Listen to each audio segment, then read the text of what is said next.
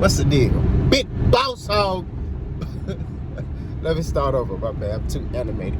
What's the deal? Y'all already know Big Boss Hog, boss dog, cake poke through the door. Let us talk to the box. So what's good with y'all?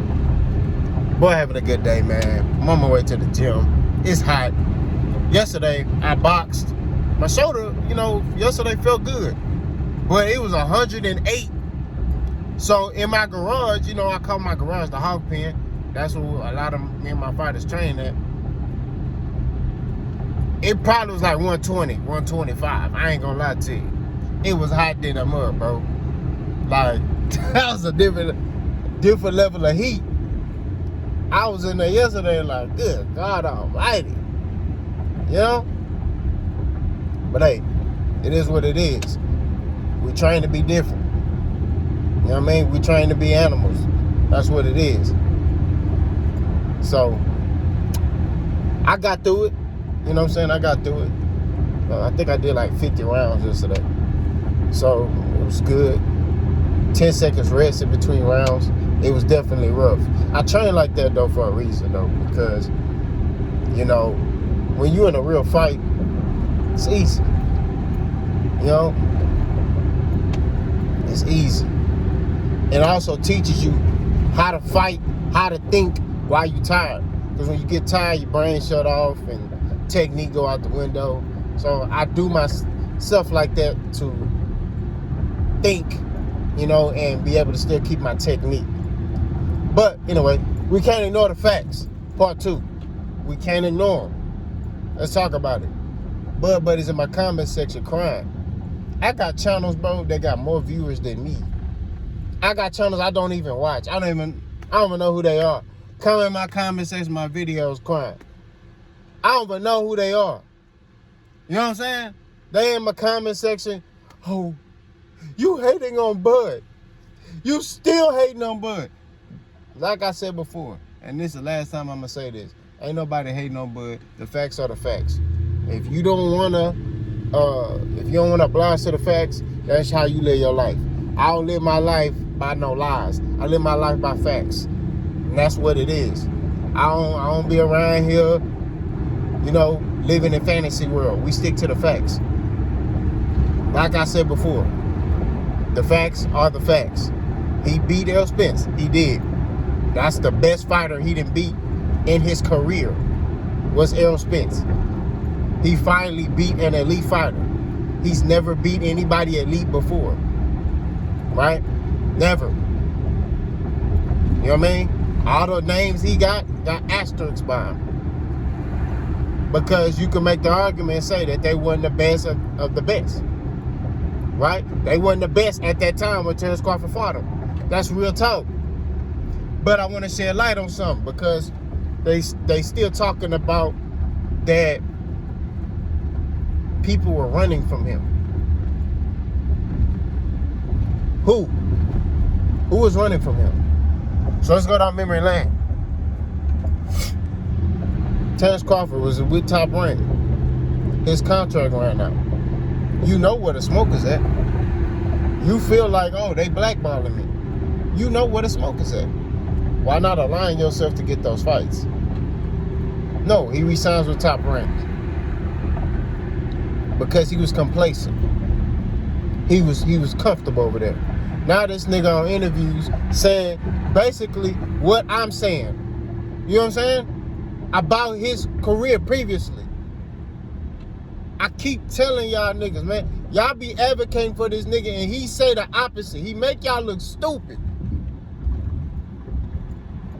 That's another thing. Y'all just need to shut the fuck up. Let's just, we gotta keep it 1,000. Shut the fuck up. And I'm sorry I'm talking like that, but that's just what it is. You sitting there saying one thing, this nigga saying another thing. Each time you say one thing, he say another thing. Spence is ducking Terrence Crawford. Terrence Crawford come out and say, Spence is not ducking me. Spence was the reason the fight didn't get made. Terrence Crawford come out and say, it was some things I didn't like in the contract, that's why I didn't sign it. When are y'all bud buddies just gonna shut the fuck up? Just stop talking, bro.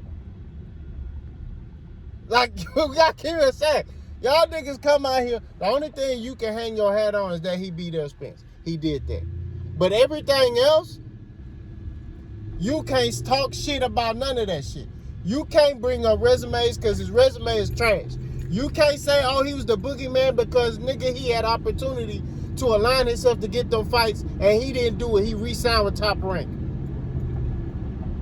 A company that was misusing him, abusing him, raping him, according to him in his interview that he did recently.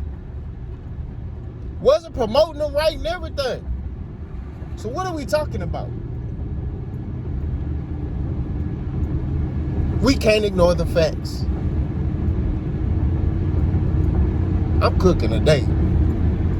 This 100-degree weather ain't got nothing on what I'm saying right now. I'm spitting 200-degree facts, nigga. All I'm saying is at the end of the day, bro, those things are proven. Those things, you could go look it up and look and see. His resume, you could go look. This ain't no mythical, made up shit. Everything I'm saying, you go look it up. You feel what I'm saying? That's just what it is. The first time in Oklahoma, when they met, Errol Spence told Bob Arum, call Al Heyman and we can get this fight made. Did Bob Arum contact Al Heyman? No. He didn't contact him. Why? Because Al Heyman don't want to work with no damn, Bob Arum don't want to work with no damn Al Heyman. Al Heyman will work with anybody. Al Heyman about numbers. That's what it is. See, Bob Arum wanna finagle some shit. He wanna finagle numbers. And he know Al Heyman ain't going for that. He know that. Bob Arum is an attorney. He know that. So like I keep saying, at the end of the day, we can't ignore the facts. The fact of the matter is this. Terrence Crawford career before he fought Errol Spence was media made. Before he fought Errol Spence, was media made. Yes, he has all the accolades, and I applaud him for that. You know what I'm saying? Undisputed at 140. Right? Okay, we'll give him credit for that. Undisputed at 140. Now undisputed at 147. Two-time undisputed. I think the first male to ever do that. Impressive. But who did you fight? Who was elite that you fought? That's all I'm saying. The only person that he fought that was elite is Errol. Besides that, at 140, who was elite? Now you can say, hey man, he fought champions. And I give him credit for that. He did fight champions. But when you look at those fighters, what they consider pound for pound fighters, if you looked at those fighters and say, man, this dude could go to this weight class and he'll whoop this fighter right now. Who on Bud resume that he fought previously, before Errol, you could say, man, if that dude could go to another weight class and whoop some ass. Julius Sandango? Stop playing. Victor Posto? Stop playing. Gamboa getting mollywopped all across the ring. Stop playing. We just got to call a spade a spade. Now, let's segue into this topic. I was watching Manager Marty podcast. You know, and how I got to that particular video was I was watching D-Town boxing video, and he mentioned that he had like Real Marlo, you know, he was on a panel with Real Marlo TV and all that. I was like, damn, they had a star-studded cast up there. I said, okay, cut. You know, so I went to go check Manager Marty video out. There was a young lady that came on the podcast, you know, and they was talking about how Terrence Crawford has never punished anybody or beat anybody in his career how he beat Errol Spence. And the young lady said, oh, he has. He's done that his whole career. And I don't disrespect women, so I'm not going to say too much. All I'm going to say with her statement is she's misguided, right? Whoever she talking to, whoever she dating, whoever she married to is probably skewing her viewpoint, right? She don't really know nothing about boxing. Her husband probably showing her like, hey, Terrence Crawford, this the dude right here, you know? And a woman gonna be loyal to her dude, so she gonna be Terrence Crawford, Terrence. You know, that's what she gonna be doing, right? So, but to dissect that, the facts of the matter is this: Terrence Crawford, his performance against Errol Spence is the best performance he had in his career. Period. That was another version of Terrence Crawford. That was the best Terrence Crawford we've seen, right? Now we can make the argument and say Errol gave him the answers, but that's a whole nother topic. You know what I'm saying? But that was the best Terrence Crawford we've seen. Defense, where his defense and his offense were in unison. You know what I'm saying? Normally, Terrence has a good offensive performance and he be getting caught with stuff. Or he'll have a good defensive performance.